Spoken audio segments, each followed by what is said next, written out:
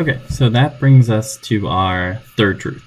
So the second truth, the second thing we said was that current in a wire can create a magnetic field. So when we have current running through a wire, we create a magnetic field around that wire.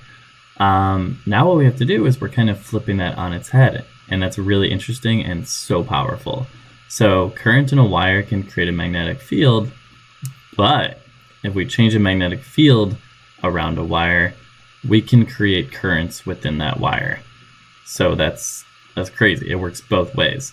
So current in a wire can create a magnetic field, and then changing our magnetic field around that wire can create currents within that wire.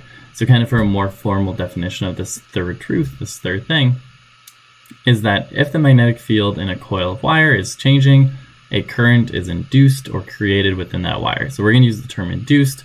It's kind of our fancy term for what's happening. It is being created, it is being induced by that changing magnetic field. So if the magnetic field in a coil of wire is changing, a current is induced or created within that wire. This current, we're going to call it an induced current, and this process is going to be called electromagnetic induction, which we're going to get a little bit more into tomorrow. So we're creating this induced current.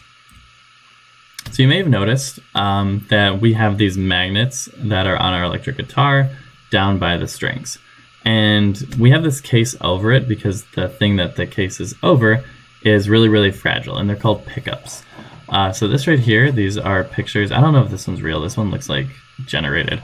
But this is definitely a real pickup, and it should remind us a little bit about these solenoids, how we have this copper wire that is wrapped around an object. We have these wraps and wraps and wraps of this copper wire. That's what we have here, is we have these pickups that are wraps and wraps and wraps and wraps and wraps and wraps of these copper wires. Making a pickup is insane.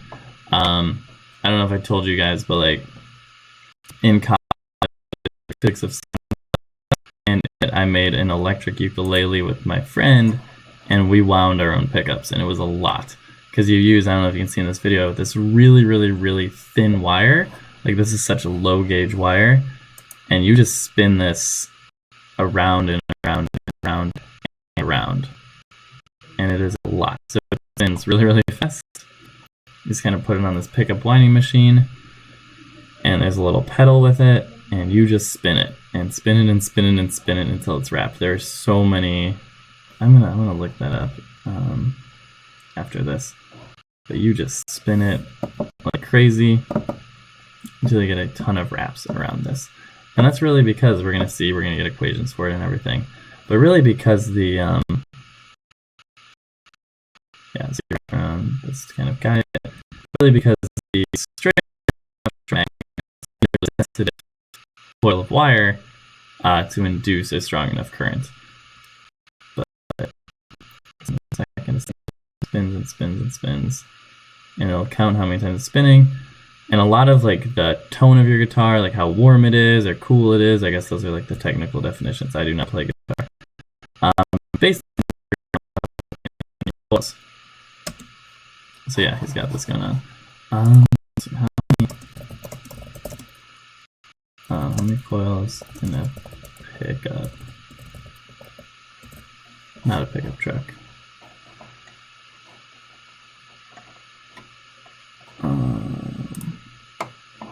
Yeah, okay, yeah, between 7,000, 8,000. So 8,000 coils around there, that's insane. Yeah, so we have these pickups. I'll just stop this YouTube video. That is this coil of wire. So it's this really, really sensitive coil of wire. And here's this little simulation. So coming back to our third truth and our first truth, it's a lot of truths. So the magnetic field, if the magnetic field in a coil of wire is changing, a current is induced within that wire. And we said, oh, the strings, they are magnetic, and they have this magnetic field around them as shown in this little simulation. So these strings have a magnetic field around them. All right, we said that earlier. And if they move, it is changing the magnetic field within this coil. So within this little coil of wire. And that is inducing a current within this pickup, within this coil and coil and coil of wire. And this current is then sent out to an amplifier. So this is vibrating at some sort of frequency, and current is being sent out at that same frequency. And we know from our study of waves and our study of sound that the frequency of a wave is really just going to tell us its pitch. It's going to tell us what note it's playing.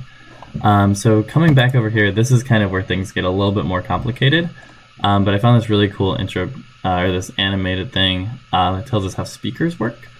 So this is a really good way to show it. We don't care too much about most of this, or at least like we would if we were designing a speaker, but we're not. So we care about this little magnetic coil. What are they calling it? The winding. And we care about, there's this magnet over here. And then everything else is just kind of moving back and forth. And according to it, if the magnet moves, or sorry, if this coil moves, then the cones move and the dust cap moves, and that's pushing air. And we know that sound is just kind of pushed air. Like right now I'm pushing sound at a certain frequency with my vocal cords, and you're perceiving it as a sound. Or I'm pushing the air and then you're perceiving it as a sound. So what we have is the current from the electric guitar. This is kind of, there's a few more steps because we have this amplifier. But so the current from the pickup that's being induced is going through these wires, and then it is going in this coil of wire. And based on our second truth, we know that when we have current going around a coil of wire, that creates a magnetic field. So if we have a magnetic field interacting with this magnet, this black part all around it is another magnet. If we have two magnetic fields interacting with each other, they're going to move a little bit. They're going to move like when we put two magnets near each other. So we have this thing moving back and forth. This is acting as a magnet because it has current running through it. And then we have this magnet that is a magnet. They're interacting and they're moving back and forth. So this is moving at the same frequency that the current is being induced at. So the current is being induced with some frequency because of this magnetic wire inducing this current in this coil of wire. And then this current is making this into effectively a magnet, which interacts with this round magnet. So we kind of have this ring-shaped magnet that goes the whole way around. It's kind of like a horseshoe magnet, but if you had two of them, is interacting with this horseshoe magnet and moving at the same frequency that that string was vibrating at, and the same frequency that that string was creating a current at, an induced current in. And then of course this magnet is going to push the cone, which is going to push air, and we're going to hear that pushed air as some sort of pitch, as some sort of frequency. And that's how we're able to get sound. So I'll link this, but this is a really cool idea. This is like such a smart invention. I don't know how long this has been going for, but one thing too, like I was kind of looking into the history of electric guitars and how these are made, and there's a lot of cool, like I listened to a cool, I'll link this also. I listened to a podcast about how essential and how huge electric guitar has been on the music industry, and you kind of have these two players. You got Leo Fender and you got Les Paul, and it was just a cool listen. There's like, they link a podcast in here, this 37th episode of the Brought to You by podcast. And it was just kind of a cool listen. It didn't tell too much about like the invention, but it told us about how Fender and Paul kind of had different ideas about electric guitars. One is like a warmer electric guitar with kind of like warmer tones, and one's a little bit more chirpier.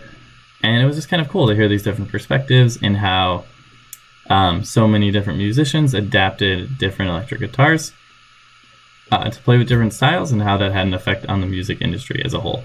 That's not really important, but I just thought it was cool. If you're looking for something to listen to, something to do, it's a cool idea, cool thing that we have. So kind of main idea, wrapping it back up, the magnetic field in a coil of wire. If that magnetic field in a coil of wire is changing, a current is induced within that wire. So we can create current by changing magnetic field within a wire. So that is huge. And that's where I'm going to leave us with these three truths.